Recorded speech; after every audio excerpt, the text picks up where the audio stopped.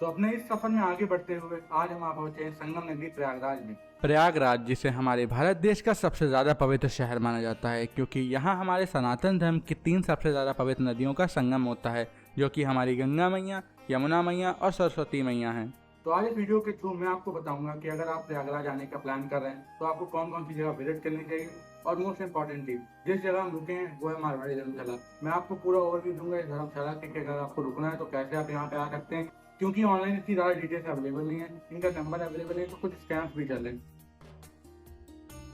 प्रयागराज में अपने सफ़र की शुरुआत करते हुए हम आ गए त्रिवेणी संगम में स्नान करने के लिए, जहाँ पे हमने एक बोट करी जो कि हमको त्रिवेणी संगम के बिल्कुल बीचों बीच में ले जाती है स्नान करने के लिए। अभी हम आए हुए हैं त्रिवेणी संगम और यहाँ पे हमने करी है बोट। अगर आप यहाँ पे आ रहे हैं तो आपके अंदर बार्गेनिंग तो अच्छी होनी चाहिए, जो कि मैं इससे पहले एक बार मामा जी के साथ आ चुका, तो मुझे पता है कि यहाँ प्राइस क्या चलता है। अगर आप यहाँ आ रहे हैं तो आपको बार्गेन करना पड़ेगा।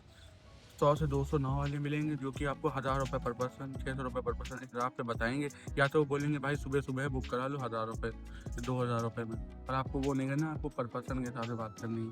इसके बाद हमने त्रिवेणी संगम में स्नान किया, जहाँ पर नीचे ही कुछ पटरे पड़े थे जिन पे आप सेफली स्नान कर सकते हैं। इसमें पट्टे पैर रखो ना, नीचे जाल जाल है ना नीचे।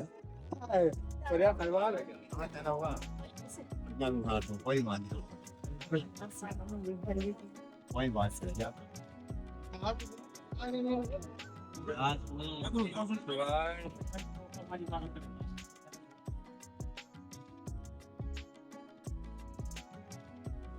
जय गंगा मैया की।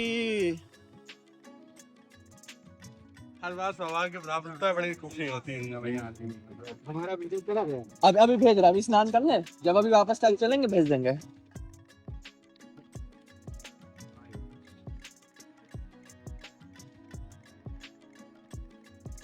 जय गंगा मैया के। और एक बात है भाई, यार गंगा नहाने का हरिद्वार का पानी अलग ही ठंडा बहुत बढ़िया होता है। इधर नॉर्मल, इधर ठीक पानी है, हमारे जैसे के लिए ठीक है। हरिद्वार हरिद्वार है भैया, वो हरि का ही द्वार है। बहुत बढ़िया भाई, एकदम मस्त है। नॉर्मल पानी यहाँ वहाँ निकली है 200 किलोमीटर पहले निकली है, कतई तरह ताजा। मैया की कृपा से एक बार फिर से संगम में स्नान कर लिया। अब हम इधर बाहर आ गए हैं। आपको स्नान ऐसे करना पड़ेगा। जब आप आएंगे तो यहाँ पे ऐसे स्नान करना है, तख्ते पे, एकदम सेफ है, सुरक्षित है। आप अपने नाव वाले से बोले बस यहाँ ले आएगा, आपको ऐसे ही स्नान करना है। स्नान के बाद बोट वाले ने हमको संगम के किनारे पे उतार दिया और वहाँ से हम आगे बढ़ चले लेटे हुए हनुमान जी के दर्शन करने। स्नान करने के बाद हम आ गए श्री बड़े हनुमान जी मंदिर, जिन्हें लेटे हुए हनुमान जी मंदिर कहा तो जाता है। चलिए दर्शन करते हैं लेटे हुए हनुमान जी के। अब आप में से बहुत से लोग सोच रहे होंगे कि यहाँ पर हनुमान जी लेटे हुए क्यों हैं, तो आप सभी को मैं बताता चलूँ कि जब हनुमान जी प्रभु श्री राम और माता सीता को वनवास के बाद अयोध्या ले जा रहे थे, तो इसी स्थान पर माता सीता के आदेश के बाद हनुमान जी लेट के विश्राम किए थे। क्योंकि हनुमान जी ने यहाँ पे विश्राम किया था, इसीलिए लोग उनके लेटे हुए स्वरूप की यहाँ पर पूजा करते हैं। इसके बाद ठीक मंदिर के बाहर लगी दुकान पे हम नाश्ता करते हैं। गंगा संगम में स्नान करने के बाद हम गए लेटे हनुमान जी। लेटे हुए हनुमान जी के दर्शन करने के बाद हम सीधे आ गए आलोक शंकरी शक्तिपीठ। अब ये मंदिर माता जी के 51 शक्तिपीठ में से एक है, और ये एक लौता शक्तिपीठ है यहाँ पे माता के किसी रूप की नहीं बल्कि एक चूल्हे के दर्शन होते हैं।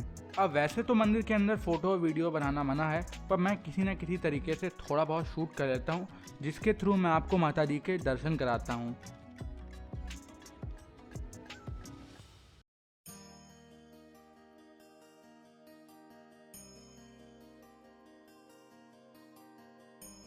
जैसे ही हमने दर्शन किए उसके तुरंत बाद ही मंदिर बंद हो गया। तो आप ये चीज़ नोट कर लीजिए कि सुबह के 4 बजे से 10 बजे तक मंदिर खुलता है, उसके बाद दोपहर में बंद हो जाता है। 10 बजे के बाद थोड़ी देर की आरती होती है, बंद होता है, उसके बाद शाम को भी खुल जाता है 4 बजे। श्री आलोक शंकरी माता के दर्शन करने के बाद हम आ जाते हैं आनंद भवन। तो ये है आनंद भवन, जिसे मोतीलाल नेहरू जी ने 1930 में बनवाया था। तो चलिए मैं आपको ये भवन अच्छे से दिखाता हूँ और साथ साथ इसके बारे में बताता चलता हूँ। ये घर सिर्फ मोतीलाल नेहरू जी का घर नहीं है, इससे बहुत सारी कहानियाँ और किस्से जुड़े हैं हमारी आज़ादी के, और बहुत सारी चीज़ें यहाँ संग्रहित है। कैसे गांधी परिवार, कैसे नेहरू परिवार यहाँ रहता था। ये घर इंदिरा गांधी ने आज़ादी के बाद देश को समर्पित कर दिया था, ताकि इसे म्यूजियम बना दिया जाए और यहाँ पे दूर दूर से लोग इसे देखने आए। जो आप ये तुलसी माता का वृक्ष देख रहे हैं, यहीं पे गंगा मैया में विसर्जित होने से पहले नेहरू जी की अस्थियां रखी गई थी। चलिए अब हम आनंद भवन के अंदर चलते हैं। जो मेरे सामने आप कुछ कमरे देख रहे हैं, इन्हीं कमरों में नेहरू परिवार ने अपने जीवन का ज़्यादातर समय व्यतीत किया। ये दीवारें आज भी हमारे स्वतंत्रता संग्राम की गवाही देती हैं, साथ ही साथ उस समय के भी बखान करती हैं जब हमारा देश आज़ाद नहीं था बल्कि अंग्रेज़ों की चंगुल में था।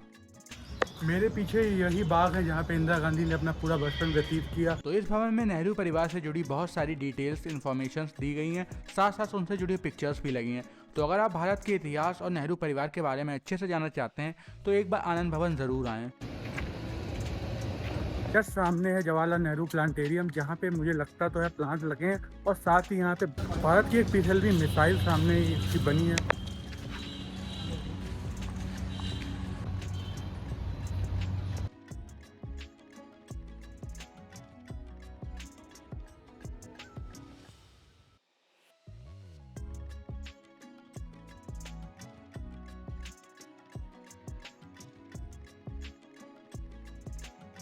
अभी तक तो मैं आनंद भवन में था, पर इसके सामने ही इंदिरा गांधी जी का जन्म स्थल है जिसे स्वराज भवन कहा जाता है। इस स्वराज भवन में शादी के बाद इंदिरा गांधी जी और फिरोज गांधी जी रहा करते थे। स्वराज भवन में हमारे इंडिपेंडेंस के बाद के कुछ इवेंट्स के बारे में इंफॉर्मेशन दी गई है, साथ साथ उनसे जुड़ी पिक्चर्स भी यहाँ पे लगी हुई हैं जिन्हें आप यहाँ आके आराम से देख सकते हैं। अगर आपका बैकग्राउंड पॉलिटिकल साइंस से है तो आप एक बार यहाँ ज़रूर आएँ, क्योंकि आपको यहाँ पे बहुत सारी ऐसी इन्फॉर्मेशन मिलेगी जो कि आप देख के ज़्यादा बेहतर समझ सकते हैं। इन दोनों भवन को आज़ादी के बाद श्रीमती इंदिरा गांधी जी ने देश को समर्पित कर दिया ताकि यहाँ पे एक अच्छा सा म्यूजियम बन सके जिसे देख के लोग हमारी आज़ादी के बारे में जान सकें और जान सकें कि हमारी आज़ादी कितने संघर्ष के बाद हमें प्राप्त हुई है। आनंद भवन में स्वतंत्रता सेनानियों की चीज़ें देखने के बाद हम आ गए हैं चंद्रशेखर आज़ाद पार्क में, जो कि आनंद भवन से 1 किलोमीटर दूर पे ही है। यहाँ पास में इलाहाबाद म्यूजियम भी है जहाँ पे वही पिस्टल रखी है जिससे चंद्रशेखर आज़ाद ने अपने आप को गोली मारी थी ताकि वो अंग्रेज़ों के हाथ ना लगे। तो चंद्रशेखर आज़ाद पार्क में एंट्री के लिए आपको 5 रुपए की टिकट कटवानी होती है, जो कि इसे मेंटेन रखने में बहुत हेल्प करती है। तो जैसे ही आप गेट नंबर 3 से एंट्री करते हैं, सामने ही अमर शहीद चंद्रशेखर आज़ाद की बहुत बड़ी प्रतिमा लगी है और इसी प्रतिमा के पीछे वो पेड़ पड़ता है जहाँ पर चंद्रशेखर आज़ाद ने अपने आप को गोली मारी थी और अपनी जान इस देश के लिए न्यौछावर कर दी थी। तो मैं बैठा हूँ चंद्रशेखर आज़ाद के पार्क में और मैंने एक चीज़ तो नोटिस करी, भाई पार्क बहुत ज़्यादा साफ सुथरा है और बहुत ज़्यादा इको फ्रेंडली है। ऐसे पार्क हर जगह होने चाहिए, खासकर बड़े बड़े शहरों में, क्योंकि ऐसे पार्क होंगे तो हम लोग इन्वायरमेंट से ज़्यादा जुड़े हुआ महसूस करेंगे। इलाहाबाद में बहुत सारी जगह देखने के बाद अब हम आ गए इलाहाबाद म्यूजियम, जहाँ पे वही पिस्टल रखी है जिससे चंद्रशेखर आज़ाद ने अपने आप को गोली मारी थी। इलाहाबाद म्यूजियम में टिकट एज के हिसाब से मिलती है और टिकट लेने के बाद जैसे ही हम अंदर जाते हैं, सबसे पहले तो हम देखते हैं इंडस वैली सिविलाइजेशन से जुड़े हुए कुछ आर्टिफैक्ट्स देखने के बाद हम भारत के पार्लियामेंट में लगी हुई सेंगोल की एक रेप्लिका भी देखते हैं। उसके बाद जिस महत्वपूर्ण चीज को देखने के लिए मैंने इलाहाबाद म्यूजियम की टिकट ली थी, मैं वो देखने के लिए आगे बढ़ चलता हूँ। वह चीज कुछ और नहीं बल्कि यही कॉल्ड पिस्टल थी जिसकी मदद से चंद्रशेखर आज़ाद ने अपने आप को गोली मारी थी और गोली मारकर उन्होंने अपनी जान को देश के लिए न्यौछावर कर दिया था। अब इससे पहले मैं 1-2 म्यूजियम और भी जा चुका हूँ, पर एक चीज जो मैं यहाँ पे पहली बार देख रहा हूँ वो है डिजिटल डिस्प्ले, जिनकी मदद से मैं बंगाल का विभाजन अच्छी तरीके से समझ पाया।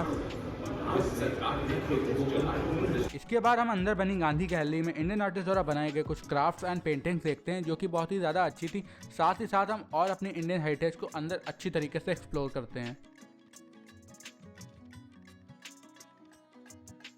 फिलहाल तो मैंने म्यूजियम पूरा कवर कर लिया। कुछ जगह जैसे मुझे नहीं पता था उनके बारे में मैं सही से आपको नहीं बता पा रहा हूँ, बाकी जितनी भी जगह थी सब कवर कर ली है। शाम में हम आ गए प्रयागराज के इस्कॉन टेम्पल और आज ये पहली बार है जब मैं किसी इस्कॉन टेम्पल जा रहा हूँ, तो मैं तो बहुत ज़्यादा ही एक्साइटेड हूँ। और जिस समय मंदिर पहुँचे थे उस टाइम संध्या की आरती होने जा रही थी, जिसका पाठ होने का सौभाग्य हमें भी प्राप्त हुआ। चलिए मैं आप सभी को प्रभु के दर्शन कराता हूँ।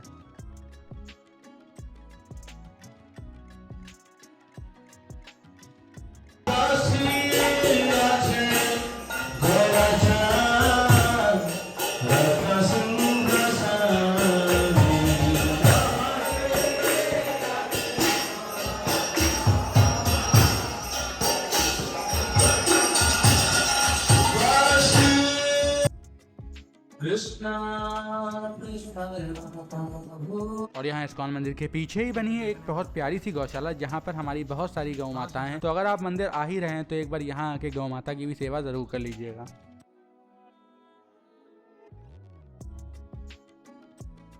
अब ये तो मैंने आपको प्रयागराज के कुछ महत्वपूर्ण स्थानों के दर्शन करवाए और साथ साथ उनके बारे में बताया। अब मैं आपको प्रयागराज में ठहरने की एक बहुत ही अच्छी जगह दिखाने वाला हूँ। तो ये है प्रयागराज स्थित मारवाड़ी धर्मशाला, जहाँ पे आप बहुत ही अफोर्डेबल प्राइसेस में रुक सकते हैं और यहाँ की सर्विसेज आपको किसी 5 स्टार होटल से कम नहीं मिलेंगी। इस धर्मशाला की कोई भी डिटेल्स ऑनलाइन अवेलेबल नहीं है। यहाँ पर रजिस्ट्रेशन कराने के लिए आपको फिजिकली यहाँ पर आना पड़ेगा, साथ ही साथ अपनी ID भी लेते आइएगा ताकि आपको रजिस्ट्रेशन कराने में आसानी रहे। रजिस्ट्रेशन कराने के बाद लिफ्ट की मदद से हम ऊपर आ जाते हैं अपने रूम में, जो कि बहुत ही ज़्यादा अच्छा था, और फिर यहाँ आकर थोड़ी देर आराम करते हैं।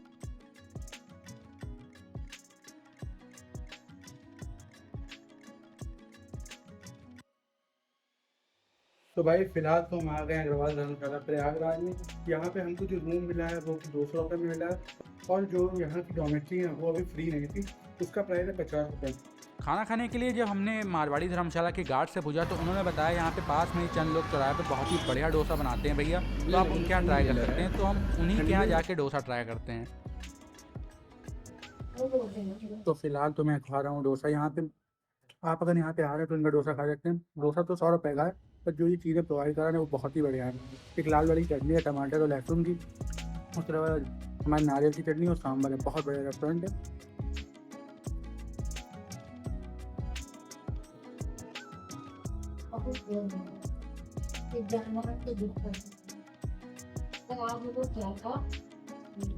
डोसा खा के अब हम जा रहे हैं धर्मशाला की तरफ, क्योंकि हमारा धर्मशाला बंद होने वाला है। यहाँ की टाइमिंग 10 बजे तक है, तो मतलब रात के 10 बजे तक ही आप अंदर एंट्री ले सकते हैं। 10 बजे के बाद कपाट बंद हो जाएंगे, 10 बजे के बाद गेट बंद हो जाएगा, उसके बाद आप एंट्री नहीं कर सकते। One day later. आज प्रयागराज में है हमारा आखिरी दिन, और जिस दिन हम यहाँ आए थे उस दिन हमने डोसा खाया था। उन्हीं के यहाँ कचौड़ी भी मिलती है, वो भी सुबह से लेकर दोपहर तक। तो दोपहर का ही समय था, तो हमने सोचा आज इनकी कचौड़ी भी ट्राई करी है, सुना है बहुत ज़्यादा मशहूर है। तो वहाँ गए और कचौड़ी लेके आए हैं, अब इन्हें खाएंगे, फिर प्रयागराज से बाहर निकलेंगे।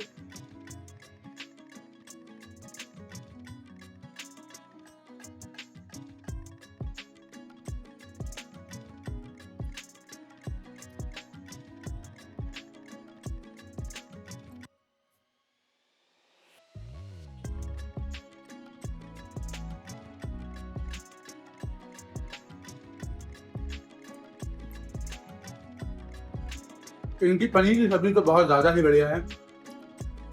रायता थोड़ा मीठे साइड पे है, जो कि मुझे अच्छा नहीं लगा, क्योंकि रायता खट्टा मुझे पसंद है।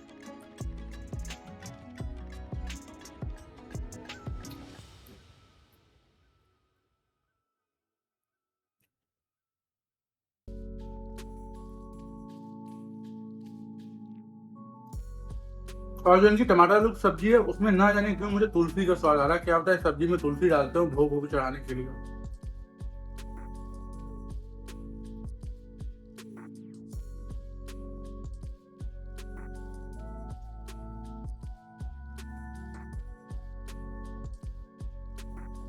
ओवरऑल इनकी थाली बहुत ज्यादा ही बढ़िया है, और पनीर के पीसेस सब्जी वगैरह सब ज्यादा है।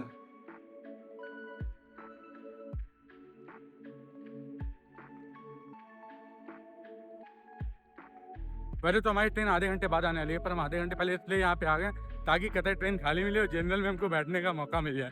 सबसे बढ़िया ट्रिक है, ट्रेन के आधे घंटे पहले आ जाओ, तुम्हारे सामने ट्रेन लगेगी और जनरल में आराम से बैठो, कोई दिक्कत ही नहीं भाई। तो भाई फाइनली इनको सक्सेसफुली सीट मिल चुकी है। कौन कहता है कि जनरल में सीट नहीं मिलती, आपको बस जल्दी पहुँचना पड़ेगा और जहाँ ट्रेन बन गई है वहीं पर रहना पड़ेगा, आपको सीट आराम से मिल जाएगी।